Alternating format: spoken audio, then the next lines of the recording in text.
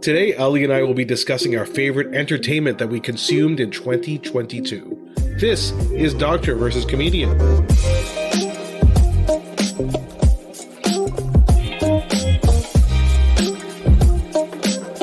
I'm Dr. Asif Doja, and this is the Doctor of Laughs. Not a real doctor. Ali Hassan. Every episode, what we normally do is I pick a topic for Ali from comedy and entertainment, and I question him about it. Then Ali picks a topic from medicine and health and grills me on that topic. But today is a special episode. Today we'll be discussing our favorite things we listened to, watched, and read in 2022. And of course, because 2022 was just more virus this, surge this, overburdened healthcare system this, we decided let's just take a pause on the medical topic for today. Yeah, that's fair. Surge this, poke this, prod this. Yeah, exactly.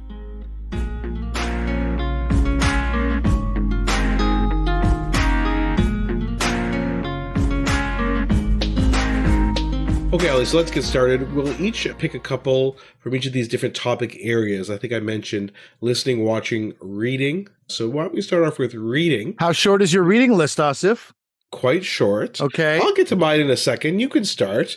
Let's talk about what favorite things you've read in 2022. Like last year, it could be something that came out before and you just consumed this year. Right. To it coming out this year. Of course, yeah, this is the thing. I mean, I read more than this. I wanted to keep it a little bit tight as a list and not have it be. I just feel for people, because most people, it's the same way as me. You've got already a list of 20 books that you have to get through. And I know this as a guy who just wrote a book. People are like, you are number 28 and I will get to you. But I've got, you know what I mean? Like, it's too much stress sometimes reading. And I know I talked about one of the great gifts we got from my brother-in-law this year was the Saturday edition of the Globe and Mail. Mm-hmm. And sometimes it comes and it's like, great, let's read the Globe. Let's spend the weekend reading the Globe. And other times you have so many things to do that it becomes this stressful, rolled up paper. You're like, oh, damn it, the paper. I still haven't read the paper. You know what I mean? And I just didn't want this to be that. So I kept it to 4 things. And one of them I haven't even read yet, but I'm about to go on a trip and I will be taking it with me.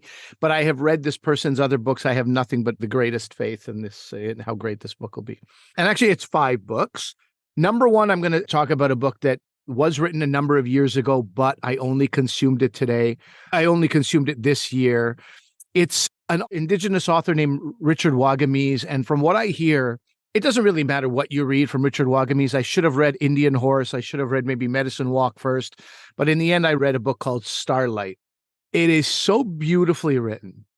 It is so incredibly written, and it's so connected to the land. And I think I've mentioned this on the show before. I really like stuff that has dialogue.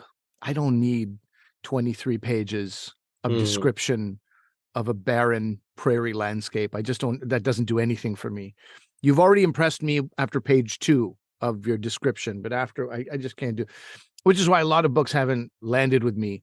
But this book was so great. I recommend anything from Richard Wagamese. This is where I'm starting my Wagamese journey, Starlight. I just find it so beautiful and so incredible. It was a huge page turner. And this was early in 2022 that I read this. Really loved it.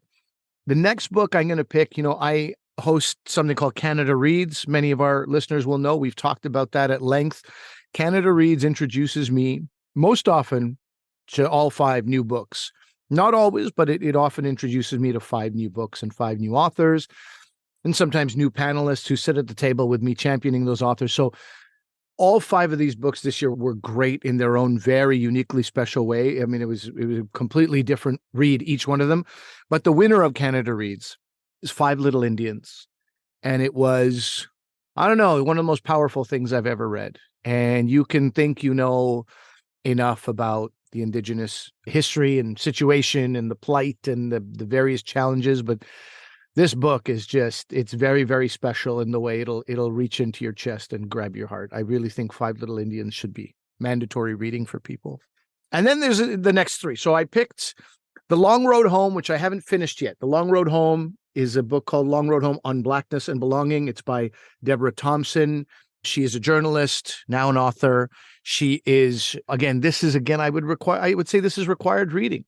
if you are Canadian or American, you're interested in the history, I don't know what other word to use other than plight, but the situation that Black Americans and Black Canadians find themselves in. Deborah Thompson writes about it quite. So this is a book like you read it, and I think I can read about 20 to 30 pages, and then I have to put it down because it's painful. It's painful to read. It's tough, but again, recommended reading. And I think in your library, you should have books that are an escape completely. I think fiction and biography play a good role. And I think that there's these really important books, stuff that's not required of people who should be reading them at a very, very young age. And as we see a lot of people trying to pull the rug over history and pretend like a lot of history didn't happen, I think it's even more important that you read this. Okay, next book I have not read yet. This is on my list. This is in the next 3 books I'm going to read. This book is here. It's called We Spread by Ian Reid. Ian Reid, I have met and I have interviewed after I read his book, Foe. That is some piece of writing, I tell you. You probably heard of the Netflix film, I'm Thinking of Ending Things. That was based on his book as well. So this guy's a pretty phenomenal writer. Pretty good dude, really like very cool to talk to, really easygoing, laid back guy. And I'm excited to read this. It's been referred to as a masterful book and people can't put it down. So I'm going to go out on a limb and say this will be a fantastic book. And I will be reading it before New Year's over the Christmas break. And then finally, so that's basically 5 books. This is the number 5th. And this is not going to be for everybody, but this is something I read in the interest of my the teaching I do. I don't think I can apply any of this to my teaching, but it's Colin Quinn, comedian, well-known, established. Ali, by the way, is holding up all these books. Yeah, I don't know why I'm doing show that. them to me, which is very nice. Which is you guys nice can't see you. them, but it's called the coloring book. But this is like I like the picture of this too. It's a comedian solves race relations in America. Spoiler alert: he does not do that, but he's being facetious. But it's an interesting read. Colin Quinn is, if you listen to interviews with Colin Quinn, he is very thoughtful. He's very interested in what is good about America, where America is going wrong, what they have wrong. He grew up in an incredibly diverse neighborhood. And, his friend, look, the book is on the back, acclaim for the coloring book, just 2 people, Jerry Seinfeld and Chris Rock. These are his pals. Yeah. These are his contemporaries. These are his buddies from when he first started comedy. And it's an interesting read. It's unlike anything I've ever read before. And sometimes he's dancing on the line and a guy like me who's got this CBC part of my life, I start thinking to myself, can he say this? Is this going to be bad for him? And you know what? You got to put that all to bed and understand that this is this person's unique experience, how they grew up, who they grew up with, how people would talk to him, how he would talk to them.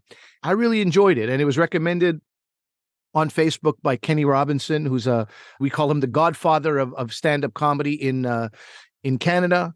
He's a Black dude out of Winnipeg. And I think he probably likes Colin Quinn's comedy because Kenny's also very politically minded in his comedy and in his life. Thanks to Kenny Robinson for recommending that book. It was on that recommendation that I picked this up and ordered it. That's it. Those are the 5. Coloring book by Colin Quinn. We Spread by Ian Reid. Long Road Home, Deborah Thompson. 5 Little Indians by Michelle Good, also phenomenally lovely person. And then Starlight or Anything, because I plan in 2023 to read Indian Horse for sure, but anything by Richard Wagamese, and you're off to the races. Okay. Well, I read less books than you did this year. So I'm just going to mention 2. And I read probably more nonfiction than I read fiction. And I was telling Ali this offline. Nonfiction books, they're a bit of your mileage may vary. With The Tipping Point, Malcolm Gladwell's big book 10 or 15 years ago, it kind of was this boom for nonfiction. And basically, it would be a person looking at literature, often economics literature, but maybe psychology literature, and then kind of coming up with a theory to explain things like The Tipping Point or his second book, Blank, and then kind of going over that. The problem with a lot of these nonfiction books is they could just be they should have just been a New Yorker magazine article or a Atlantic magazine article. And somehow they get ballooned out to 250 pages. And you're like, I don't really need to read all this. I kind of got the point right after. I would love to see you write that to Malcolm Gladwell. And be like, hey, man, this could have been a small essay. Write it publicly and then get lit on fire. That's what I want to see. Well, anyway, I don't know if I'll do that because he's kind of the master of it. Lots of people have copied him. But anyway, It is by Seth Stevens Davidowitz. That's his name. Okay. I always have a hard time pronouncing it. So he had a book a couple years ago, which he published. Now he's a PhD in philosophy, I believe, and he was a Google data analyst. So quite an interesting job that he ended up having. And his initial book was called Everybody Lies. So the premise of that book, which is an amazing book, I recommend it for every single person. He's like, one of the advantages of Google searches is now you can actually tell what people really think about things, more so than if you just did interviews with a bunch of people or had them fill out a survey, because there's some social desirability bias for when you fill out surveys or you're participating in focus groups. But when you're looking something on the internet, you're not assuming anyone is going to keep track of what you're doing. Of course, Google does in aggregate data, which is big data, and that's what he was in charge of when he worked at Google. So I won't ruin that book for you, but everybody should read it.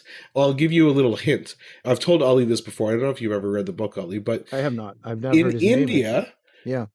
he looked up the most frequent term that completes this sentence. You know how Google has autocomplete, right? So it says, this is men in India Googling. Oh, no. Oh, no. Am I worried? Why can't I get my wife to?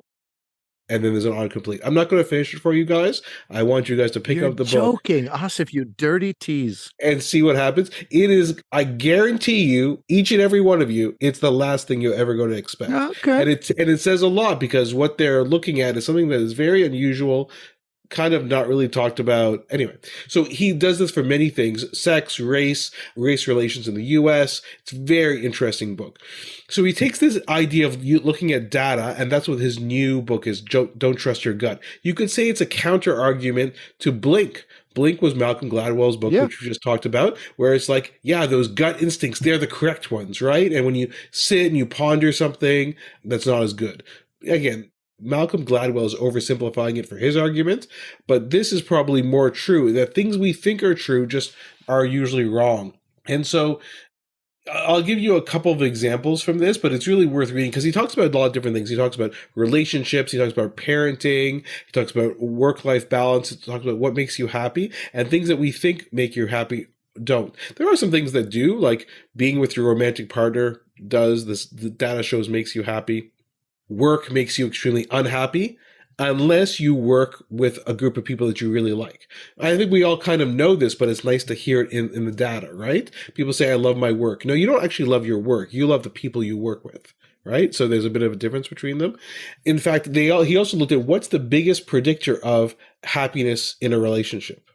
And the biggest predictor is, again, it's obvious, but it's not. People say, oh, we have a lot in common. We come from the same ethnic background. I know what it is. Religion. I know what it is. Communication. No. Oh. The biggest predictor, so that's another thing that people think is not true. The biggest predictor of whether you're happy in a relationship, it seems obvious, is whether you're happy outside a relationship. Of course. And Ali and I know this because we have many friends who have, let's just say, troubled relationships. Let's name them all here. So many. First of all, there's...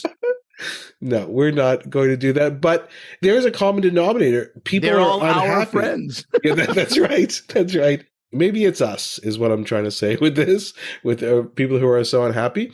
But it is. So people are inherently unhappy, and then they think that their relationship will solve it. They won't. So this is kind of something he looks at. Same thing with money. He looks at how much money that you need to have to be happy. And then there's one study where they say if you have $75,000 a year in income, that's all you need. There's no gain in happiness after you achieve that amount of money. He looks into that study a bit more. And actually, there is more gain as you get more and more money, but it's less and less over time. The increments are much smaller as you get more money until you get to $8 million a year. Ali, I know you're almost there. Oh, and yeah. Once you're at $8 million a year, there is an increase in happiness, basically because anything that you don't want to do, you don't have to do anymore. Someone will do your shopping for you, do your driving for you, will fly your private jet for you. You got to get to 8 to have people do things for you? Well, I don't know. That's what they say, that you'll be happy when you get there. It'll be soon. It'll be soon. Don't worry. Okay. Anyway, and then they also think they also found in terms of raising your kids, like, should we do this? Should we do that? We agonize over all these decisions. They're like, what the biggest predictor of how successful your kids are and how happy they are? Genetics. So people don't like to think it's genetics, but it is. So all this, I won't go over the whole book. I kind of just did, but I suggest you check it out. Very interesting. And then the second book, Yes, Okay. yes. The second book, I don't know if you've heard of this book, Ali. It's called "Is There Bacon in Heaven?" Ah, Asif. Now, it Yeah. seems it's On also half because your I list. yeah, exactly, because I read barely any books this year, but that was one of them. And of course, there's an asterisk beside this because I'm recommending it. You're my friend. We're doing the podcast together, and I'm not featured in the book, but so many of the things you talk about, like I smile and I reminisce because you talk about the old house you guys used to live in Montreal, which was a townhouse, it had a slanted driveway, and there's a park across the street from there. I remember that. You talk about some of our mutual friends. I get to reminisce Well, about you're your not family, featured my in the book, family. but you are thanked in the book, That's and your true. family, your father, is Yes. featured in the book Yes, because of yes, that's right. the impact your family Yeah. had on ours. So, So take those wins there. I will. I will. Anyway, I really enjoyed the book. I think it's great. I think everyone should check it out. My wife is reading it now. She's like laughing beside me when she's reading it in bed because of all the jokes. I think it's really fun. A lot of my friends have bought it. They've really enjoyed it. So again, like I said, there's a bit of an asterisk because obviously I have a personal relationship to the material, but I think it is worth picking up. So those are my only two reading recommendations for the past year. Hmm. Hope you read more in 2023. That's what I'm going to That, say. But well, also, maybe. I mean, I have to have time to fit in all the watching, but let's not get to watching now. Let's do listening. let's do this. I told Ali we can do two things for listening. We can talk about music, but also podcasts because we are a podcast. We do listen to other podcasts. So, Ali, why don't you go first? Yeah. So I am going to recommend some podcasts. I don't listen to music anymore. I think that's been pretty clear. I don't know. I just don't know how to do it. If I'm listening to a show called Q on CBC Radio, many of our Canadian listeners will know about Q. Sometimes I've a guest hosted it. That's my greatest opportunity to catch some new music. And they don't always have new music, but so often they do. But otherwise, I don't know how to do it. If there's a podcast about something that will make me laugh or smile or educate me or make me a better person, I'm going to go with that every time, even versus old music that I love. I'm almost always picking podcasts. So I have no albums or songs here for 2022. I'm sorry to say. I've been listening to Smartless, and that is a podcast with Will Arnett, Jason Bateman, and Sean Hayes, who's of Will of Grace fame. But, I loved Arrested Development. My words can't even describe how much I love that show for those first 3 seasons, especially. And sort of have these dudes here. I really like it. You have to get used to the fact that there's going to be a lot of commercials. They take breaks and they're long. That's okay. You press that 30-second button if you don't like them, or you support some of the products they're shilling. Is that the word? It Shill? is. It Yes. is. It is. But really, it's fun. It's a fun conversation. And I was reluctant going in because I'm like, that's just too many people on a podcast. 3 hosts with big personalities plus a guest. I thought it would be a lot. It isn't. They found a way to make it great. And it's probably one of the biggest listened to podcasts among industry people in the world of acting. Always every single guest they have on says, I'm such a fan of the podcast. I listened to this episode, that episode. So it's getting around and it's a good time. And I think always puts me in a good headspace when I listen to that show closer to the beginning of the day. Next up is Conan Needs a Friend. I just discovered that this year. This is like Team Coco Productions. This is Conan. And Conan O'Brien has said, like, he's been pretty clear about the fact that as a host on television, he wasn't always able to choose. In fact, he was rarely able to choose who was coming on his show.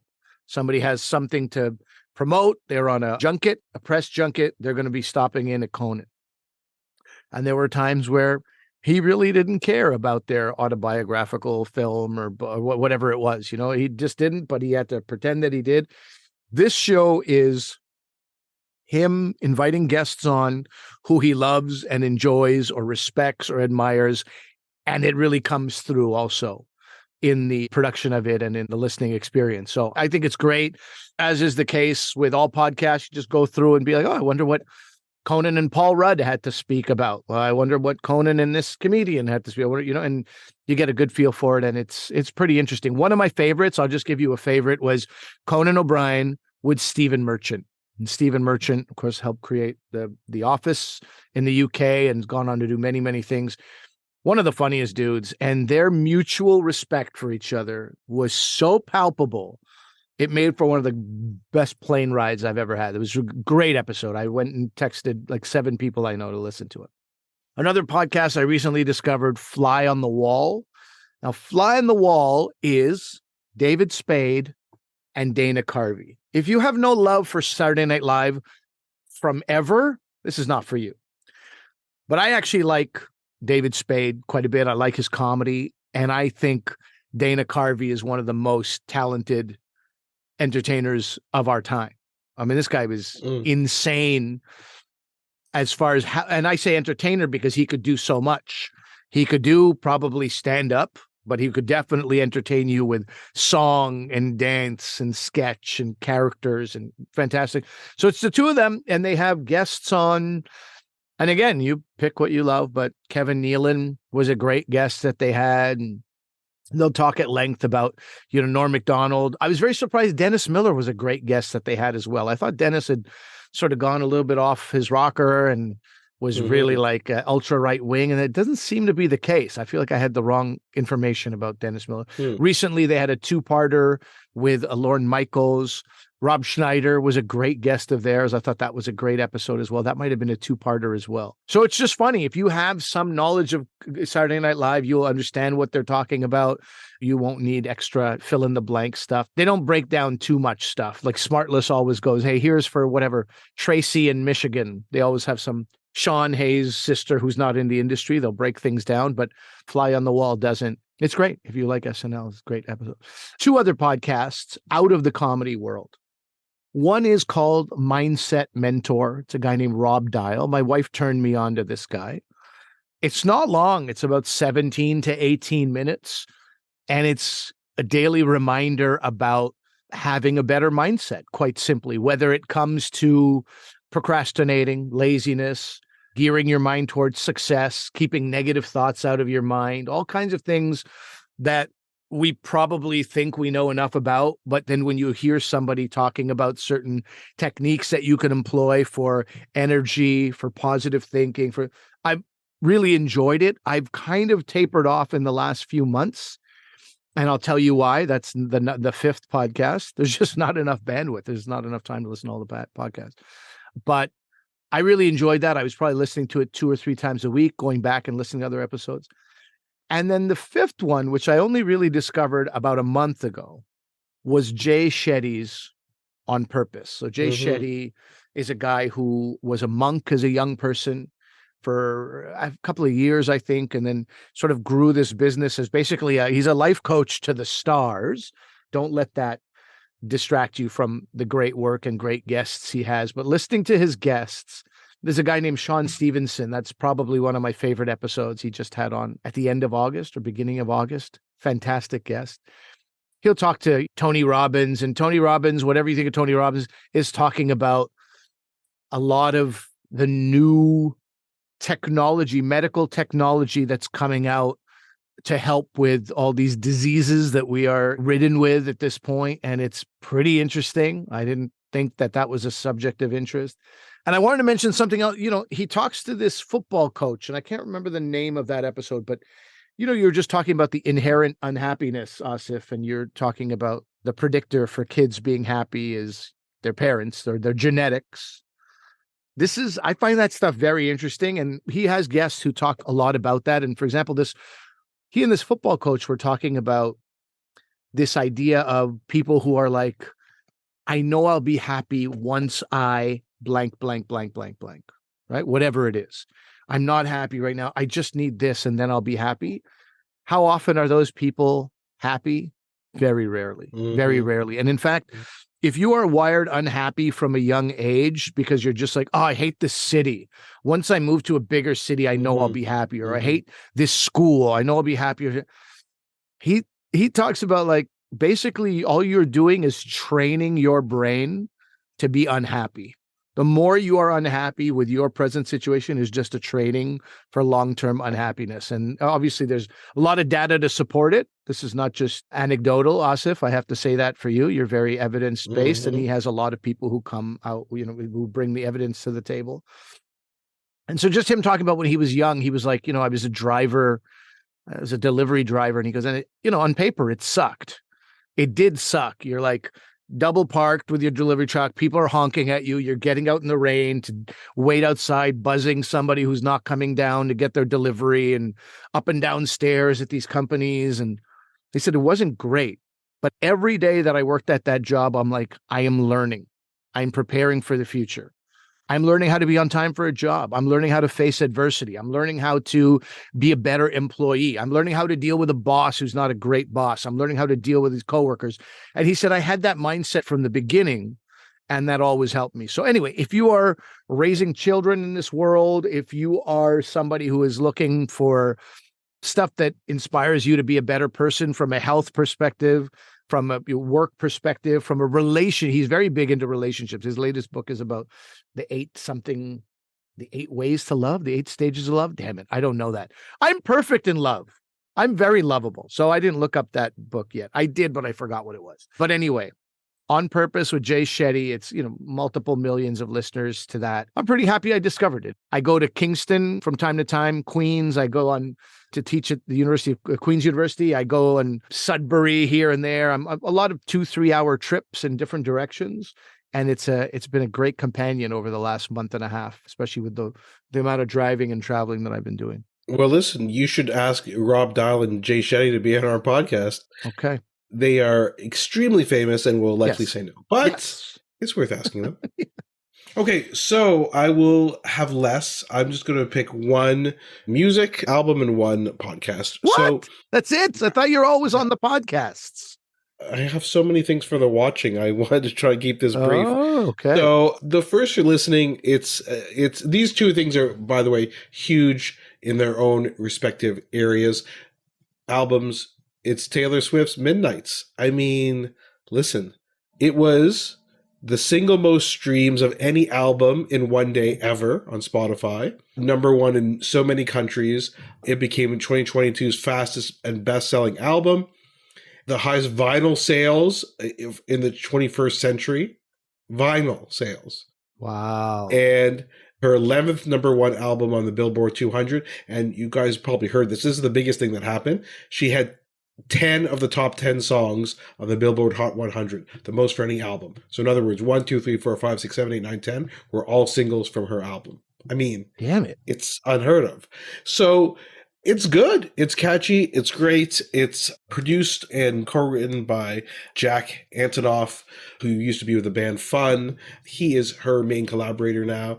I mean, listen, man, when someone has talent, it's kind of undeniable. It's great. It's catchy. Definitely recommend. For podcasts, again, I'm picking probably the biggest pop star on the planet, and I'm going to pick the biggest non-comedy podcast and non-interview podcast, which is Serial. Serial, we all know from the Adnan Syed case in their first season, that really is what blew it open. Of course, Adnan Syed now released from jail, so we've had the follow-up to the Serial case. So I don't listen to all of the different Serial kind of seasons. The one from last year I kind of got a bit annoyed with, so I stopped listening to it. This is the Trojan Horse Affair. This is the one I do recommend. It's a very interesting story. And again, I won't get into too much details, but basically it centers around schools in England. And what happens in these schools, it's a reporter whose name is Hamza Saeed, and he's doing this reporting with Brian Reed, who created S-Town, which a lot of people say is the best podcast that's ever been made, also as part of Serial. So it all took place in Birmingham, and basically the schools in Birmingham, there was a lot of Muslim influence in these schools, let's just say, which people say, that's a bit strange. Why are you having religious influence in schools? But in the UK, you're actually supposed to have religious influence in schools. It's part of the mandate for schools. Birmingham, UK, not Birmingham, Alabama, in case anybody Correct. Yeah. Sorry. Yes. But it doesn't specify which religion should be involved. So that's why in communities in Birmingham where you had a large Muslim population, they would have Islamic education in the schools. And I guess some people maybe had a problem with that for various reasons. And then there was this document that came out, this whole Trojan Horse Affair that came out, where basically it was a document that was uncovered that was kind of mistakenly found, which in it related a conspiracy to convert all the children in these school boards to a radical form of Islam. That document is basically kind of felt to be a hoax. It wasn't a real document. But the question is, who perpetrated that hoax? Why was it perpetrated? And this went all the way up. Like, this controversy that occurred in Birmingham was discussed in Parliament in the UK. It went up to such high levels. And so the question is, who perpetrated this hoax? This is a Trojan horse letter, it's thought, a document. Why was that done? Who was responsible for it? What was their underlying motive? I won't tell you guys anything else because it's interesting to hear about it. I would, if you are interested in listening to it, don't read anything else about it and just listen to it through the lens of this podcast, and then you can read about it afterwards and maybe some of the controversies that came out after the podcast. So, but that's my recommendation for listening. So, Ali, we'll finish it off by talking about watching. So this could be things you saw in TV, in the movie theater, streaming. What have you watched in YouTube? Maybe some influencers on YouTube. No. What have you watched in the past year? I'm just going to give you a few that I won't go on too long. I know this is your area of expertise. I'm going to let you dive into these, but I am going to say that recently the show Mo was quite good. That is Mo Amer, who people might know from the show Rami, or might know if you're not illegally downloading it in Canada, or you're not watching Hulu in the US, illegally downloading it worldwide. Rami is very aware that it is being illegally downloaded a fair amount. Rami is a great show. Mo is not a spinoff, but Mo Amer is a big one of the leads on Rami and has his own show called Mo. And I really liked it. I know Mo. I know a little bit about his story. I've heard many of his interviews. One of the really good ones is on Fresh Air from this year with Terry Gross on NPR. I'd recommend that. Such a great interview, even before you watch Mo. Great show, autobiographical, semi-autobiographical, good comedy, good heart. Yeah, it's on my list. I do want to watch it. It looks great. Mm-hmm. Also, Mo Amer is in Black Adam, the new Dwayne Johnson superhero movie. I didn't realize that. I started watching. I'm like, is that Mo Amer? And it is. So that movie, not on my list, but sorry, keep going. Not really relevant for you to say that in this moment, but okay, great. Next up, we really enjoyed Murderville as a family. Murderville is hosted by Will Arnett. He plays this like rough around the edges, washed up detective. And they basically bring on somebody new every episode. And it was a variety of people who we knew, who you'll know. Kumail Nanjiani comes on, and Martin Short comes on. A bunch of people come in and they know nothing about the crime. They are put into this situation to be like, help solve this crime. And so it's like part improv. It's based on a British show that had the same premise. That's where all the good shows seem to come from. But irrespective of that, good entertainment with the family. If you haven't watched it, you have a family, you watch it with them over the holidays. If you do not have a family, watch it over the holidays anyway. It was great. Season 2 is coming up soon. Jason Bateman is going to be one of the guests in season 2, helping solve more murders. I also really liked Severance. Okay, so this is Adam Scott doing type of acting he's never done. And it's also directed by Ben Stiller, created by Ben Stiller. You talk to, if you listen to the interviews with him, they started pre-pandemic. They started 2019, and he just loved this idea, this concept of this severing yourself. When we think of severance, we think of like a payment that you get, fired or let go. But this was an actual severing of your work mind and your outside of work mind. So you don't know what happens at work, and your outie, as it's called, doesn't know what your innie, the guy who's at work, the lady at work, doesn't know what your innie's doing. You explain it and you're like, I don't know. And you start watching this show. First of all, incredible, stellar cast, great acting, great performances, and a concept that I don't know if I would have normally been into, but it was sold to me very quickly. Really enjoyed it. This is like a double Run the Burbs and Children Ruin Everything. These are two great shows in Canada right now. I think you can get Children Ruin Everything on possibly Roku or something in the US. Run the Burbs is coming to the US soon enough. And when it does, be aware of that. For Canadians, watch the show. The new one comes out in January, the new season. It's going to be very funny. I recommend you watch the first season first. The reason I put them together is because one show is about children are a goddamn nuisance. And one show is about, I love my children so much, I can't believe they're growing up. so fast and they're going to leave us soon. And they're two sort of different sides of the same child coin, but really, and Children Ruin Everything, also a little trivia, written, created by a friend of Asif's, as well as a guy I know pretty well, Kurt Smeaton. Kurt Smeaton, I would say we're not friends, but he is very good friends with my good friend Ed. So exactly. I know Kurt through Ed. This is so we're both connected to Kurt. Love him. Great stuff. Funny guy. Really, really funny guy. Always great stuff that he puts out. So I would recommend that show. And Run the Burbs, I am in it. And there's a bias, but man, I do love that show. I do love the content and what I've been able to be part of. And season 2 is even better. So I hope people look forward to that. Number 3, I've got 3, 2, 1 here. Number 3 is Sort of, which I also have a role in. Season 2 just came out. Listen, this show is like, we had Bilal Baig on this show. Please listen to that episode. And if you haven't watched season 1 of Sort of, season 2 is out now for your viewing pleasure. It's such a great show. The acting is like unlike I've ever experienced. It's not your typical comedy. It won a Peabody Award. It won a number of different awards because it is just so different and really like special. A Pakistani trans lead right away. That's a crazy thing. So it's inspiring people all over the place in ways that they never thought they would. Very inspirational show. And then just the quality of the writing and the production is absolutely amazing also. Again, irrespective of my involvement, I think that's a great show to watch.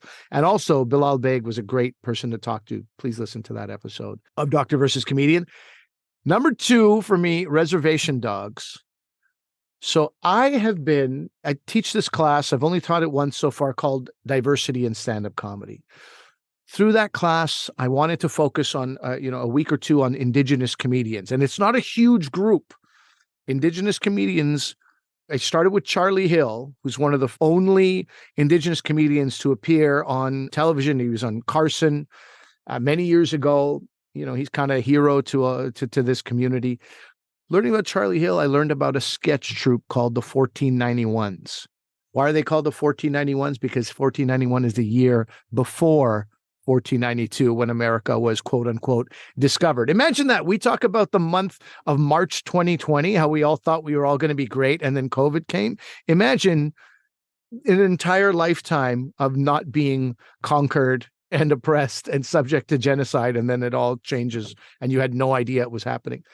So the 1491s, one of the members of that sketch troupe is a guy named Sterling Harjo. I start hearing more about Sterling Harjo, sketch comedian, director, writer, and I hear his name associated with Reservation Dogs. Then on Canada Reads, one of the people sitting at the table was Devry Jacobs, who was a lead in Reservation Dogs. And then they mentioned Ganyadil Horn. Ganyadil Horn also has a role, smaller, but is in Reservation Dogs. And I'm like, I have all these connections to this show. And I watch it. It's really something special. It's a lot like Reservation Dogs. It's a lot like Sort of as well, where it enjoys the silence, enjoys pain, and then goes into comedy. Like it when I say enjoys, I mean sits in pain and trauma and then goes into comedy. And it's a very different thing that I'm not experienced. I also won a Peabody Award, also won a Spirit Award. It is heralded as this fantastic show. It's, I don't want to overstate it. You got to go in there with lower expectations, and I feel like it's just such a fantastic show. I'm just finishing the first season. Very excited to start the second season. Number 1, speaking of multiple seasons and the second season that I haven't watched, is White Lotus. Man, what a show. Created by Mike White. For me, Mike White had already achieved the pinnacle of success by writing Nacho Libre. Okay. That's already like, you're the best, buddy. And then School of Rock. I was like, well, you can just kind of retire now.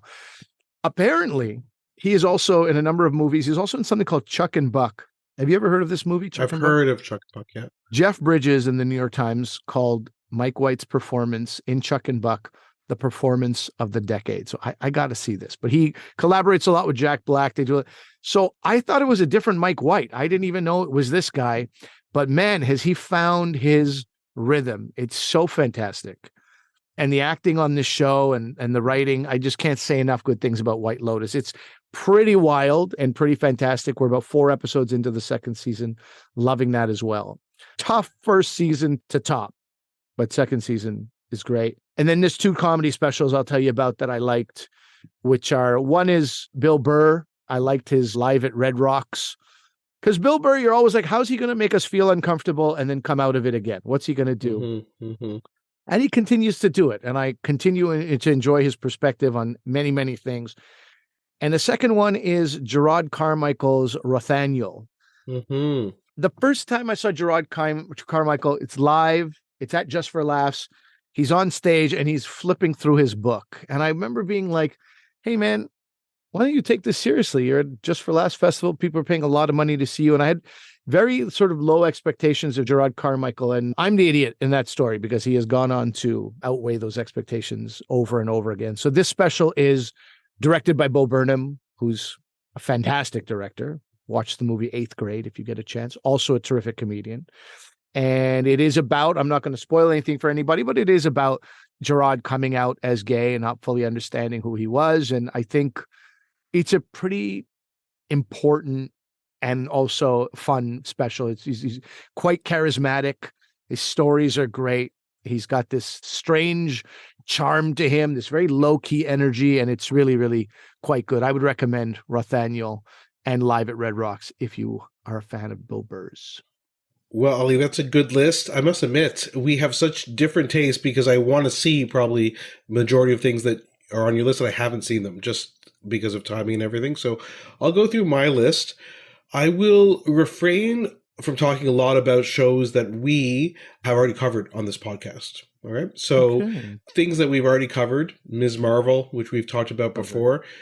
I love Ms. Marvel. It's funny. What I like about that show is actually the family, the interpersonal aspect, seeing these. Did you not just say you will refrain from speaking about it? No. I mean, I'll say one or two lines. Okay. The family, the actual action scenes and the superhero stuff is actually pretty bad in that show, but I really enjoyed watching it with my family and my parents. You said Miss Marvel. I heard Miss Maisel in my mind. I'm like, what superhero shows? Oh my god! What superhero scenes? Okay. Well, both great shows, Miss Marvel and Miss Maisel. That's right. And both talked about on this show. It's true. We need to talk about Cosby, the documentary series from the beginning of the year. Again, it's a must-watch. Harley Quinn. Again, I talked about this show, this animated show, just so hilarious with a great voice cast. Hacks. We talked about the first season last year. The second season came out this year. So fun. Again, Gene Smart and Hannah Einbinder, just a great duo. Such a fun show. And then in terms of movies, the big one I saw this year was The Batman. Again, as I mentioned when we talked about it on our episode earlier this year, I think is the best depiction of Batman that's ever been done in film. It's not necessarily the best Batman movie, but it's the best depiction of Batman. So, getting into more detail for things we haven't talked about on the show very much, sort of, is the only commonality on our 2 lists. Again, I mentioned it when we had Bilal Baig on. I love this show. As I said, I watched every episode of the first season in one day. I was so enamored by it. I just think it's great. Well acted, well written. You got to check it out. Second season is out now. I'm about halfway through the second season right now. Enjoying it. At the beginning of the year, I also watched Peacemaker, which is the DC Comics superhero show with John Cena. I remember you texted me and said, it is not for your children. I remember that was an important note that you extremely violent, extremely inappropriate, but it was just so much fun to watch that show. I looked forward to it every week when it came out. It's just unbelievable. It expands the superhero genre. I think they finally found a great role for John Cena. I think he's wanted to break into acting similar to Dwayne Johnson, and he's kind of made it with this. It's probably my favorite superhero show that's come out. Second under that, similar is She-Hulk, which is the Marvel show that's on Disney+. Again, it's Tatiana... I don't know how to say her Maslany, name. Buddy. Maslany. She is such a great actress in this show. So charismatic. Canadian as well. And she plays She-Hulk in her human form and also when she hulks up. Shout out to Saskatchewan and a previous phenomenal role she did, which is Orphan Black, in case you don't know the name and the role. But yeah. A lot of fun, well written. She breaks the fourth wall. It's just a lot of fun. So I recommend that. Speaking of a lot of fun, The After Party. So The After Party, it kind of came and went, and people didn't talk about it too much, but it was so much fun. I think I texted Ali and told you did. I watched 2 episodes, and then I kind of forgot. I don't know what happened. I enjoyed it. I enjoyed those too. Sometimes you just get distracted. So it has Tiffany Haddish, Sam Richardson, Ben Schwartz, Dave Franco. It's made by Chris Miller, who did 21 Jump Street, Last Man on Earth. And basically, it's a murder mystery that takes place at this after party after a high school reunion. And every episode is done in a different style. It's from a different character's perspective and a different style. So one is like an action movie, one's a romantic comedy, one's an animated movie. It's just a lot of fun. Easy to watch, and it's a whodunit as well. It was great. Apparently there's a second season coming out. Then there's Atlanta, which just finished its last season. We probably should have devoted a whole episode to Atlanta. We just finished season 4. It is this was a groundbreaking show. I remember when Ollie and I were talking about comedies, and when I watched the first season of Atlanta, I was like, it changes the game for how comedies were made. A show like Ramy, which you mentioned before, couldn't exist if Atlanta wasn't there first. That's a very interesting comment. And I did not consider that, but you're probably right. It is funny, but I was telling Ollie this again offline. It's a comedy / something. So it's a comedy / drama. It's actually a comedy / horror. And those of you who watch the show, who've watched Get Out, Knives Out, Get Out, and some of the Jordan Peele stuff. That's what this show kind of is. And you're like, well, why is that? Well, if you read interviews with Donald Glover, who created the show, he said he wanted this to show the Black experience in America, and the fact that horror and kind of fear and anxiety plague the Black experience is very important. There have been some criticism of the show, like it's made for a white audience and things like that. I'm like, listen, I don't know. I'm not going to kind of weigh in necessarily on that because it's probably not really my place to. But this was just a show that's unlike anything. There would never be another show unlike it. You have to watch it. And if you want to watch just one episode, the 8th episode of this most recent season is called The Goof Who Sat by the Door. It is a half-hour mockumentary about the Goofy movie made by Disney, and they kind of pretend in an alternate reality that the head of Disney was a Black person, and they made a Goofy movie to represent Black people. And it just, I couldn't believe they made an episode of television like this. It's honestly unbelievable. I know I say that a lot about things, but you honestly can't believe it. Just to finish up a couple more shows, they all start with B. The first one is The Boys. Again, this show completely not appropriate for children at all to watch. Ultra violent, ultra hilarious. It just goes to new lengths every episode and every season. That was a ton of fun. I always look forward to that show coming out. Barry. This was the 3rd season of Barry. Extremely dark. This is a show that was, again, a comedy drama or a dramedy. It has moved all the way into drama and suspense. For those of you who watch it, and even those of you who don't, Barry's really fallen off the deep end. Did you watch it this season, Ollie? Barry? I mean, and the end. I'm sitting here shaking my head. I don't know if you can see, I'm nodding my head because I'm like, how did I not put Barry on my list? What kind of idiot am I to not put one of the greatest pieces of entertainment my eyes have ever laid on into my list? But anyway, it should be, let's just say it is. But I'm in full agreement. Such a great show. It is. I don't know where they're going to go next year with the show, but such a great show. And the acting is just superb. The direction is superb. It's great. And then the last show I'll talk about is Better Call Saul. It finished its final season this year. This was probably the best show on television in terms of dramas.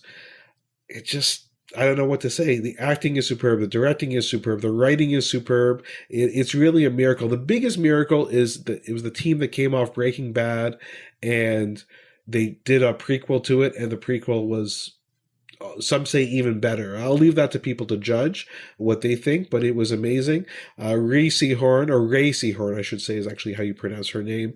I think was the best actor on TV this past year. I've said that many times. She is absolutely amazing.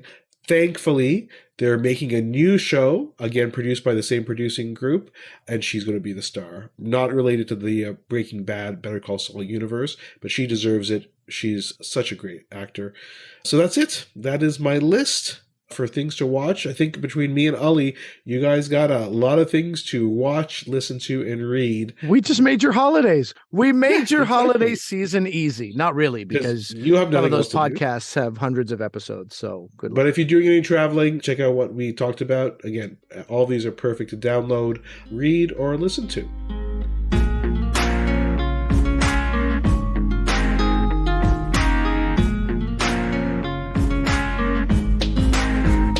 So that's our show for today. Let us know what you thought. Again, people are always have stuff to comment on, which I love, and Ollie loves as well. When we do these picks, how could you have included this? How could you have missed this? Let us know if there's something that was really telling that wasn't on our list. And even if we hadn't watched it, read it, or listened to it, it's good for our listeners to know that people should check something out. Sure. And given the date that we are airing this and that you're hopefully listening to it, it's a little bit before Christmas.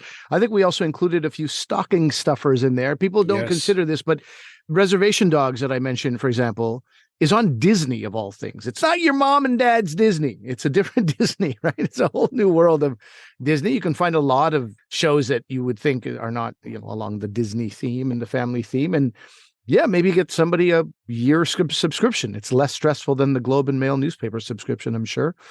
The books that we referred, I would stand behind any of those books, including the ones that Asif so eloquently waxed on about. Great stocking stuffers, great. Yeah, including, I'm very happy. Look, my whole life has been self-deprecation, but I will say I'm very proud of this book. I'm very proud of what I wrote. I'm glad it's entertaining people. There was a couple of people I needed to get their review out of the gate. And early on, they said, these are people who read for a living. And they both were exceedingly complimentary where they didn't have to be. And that gave me the confidence to say that I do stand behind this book. And people who are not my friends, the non-Asif Dojas in the world, have also written to me and written wonderful things. So it would be my pleasure to be in your Christmas lists. I'd be very happy and honored to be on those lists. So definitely consider that. Also, reach out to us, drvcomedian@gmail.com, Dr. V Comedian on Facebook, Twitter, Instagram. We're everywhere, not TikTok. We mentioned that before. And a little public service announcement, just to let you guys know, we are taking a break for the holidays. We'll be off for the next 2 weeks, and we'll be back the first week of January with a brand new episode. But before you go, please remember that although I'm a doctor, I'm not your doctor. Medical issues we talk about are for your interest and information only, and they're not medical advice. Please consult your medical professionals for actual medical advice. Thanks for listening. Happy holidays. Merry Christmas. Happy New Year. We'll see you soon. Bye.